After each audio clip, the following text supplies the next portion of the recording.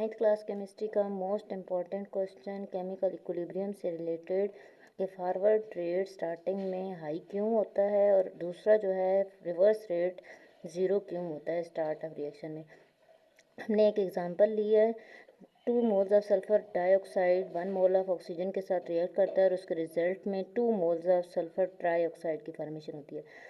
जब अभी अभी हमने रिएक्शन स्टार्ट लिया हुआ होता है तो उस टाइम पे जब ज़ीरो मतलब टाइम मिनट होता है तो 100 मोल्स अगर लेट्स सपोज हमने सल्फर डाइऑक्साइड के लिए में और 100 मोल्स हमने ऑक्सीजन के लिए में तो उस टाइम पे कोई SO3 की फॉर्मेशन नहीं हुई क्योंकि अभी अभी रिएक्शन स्टार्ट हुआ है, कोई प्रोडक्ट नहीं बना हुआ, तो इट्स मीन रिवर्स रेट उस टाइम पे क्या है ज़ीरो। अब ज़ाहिर सी बात है इन दोनों ने आपस में एक दूसरे का रेट एक दूसरे के अमाउंट को बराबर करना है, तो ज़ाहिर सी बात है फॉरवर्ड वाली साइड बहुत ही तेज़ी के साथ रिएक्शन स्पीड अप होगा, मूव करेगा, जबकि रिवर्स रेट जो होगा उस टाइम पे बिल्कुल ज़ीरो होगा।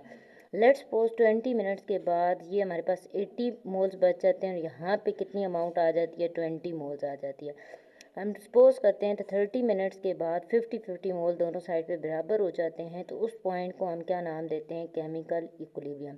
अब जो हमारा क्वेश्चन था कि स्टार्ट में फॉरवर्ड रेट क्यों हाई होता है, उसका रीज़न क्या है कि जो हमारे पास रिएक्टेंट की अमाउंट है स्टार्ट में वो बहुत ज़्यादा हाई होती है, इसी वजह से फॉरवर्ड रेट स्टार्टिंग में कैसा होता है, हाई होता है, और प्रोडक्ट की अमाउंट उस टाइम पे ज़ीरो होती है और इसी वजह से उस टाइम पे रिवर्स रेट कैसा होता है, ज़ीरो होता है। ये अब शो क्या कर रहा है कि with the passage of time concentration कम होती जा रही है और हमारे पास इसका रिएक्शन का रेट भी क्या होता जा रहा है, कम होता जा रहा है।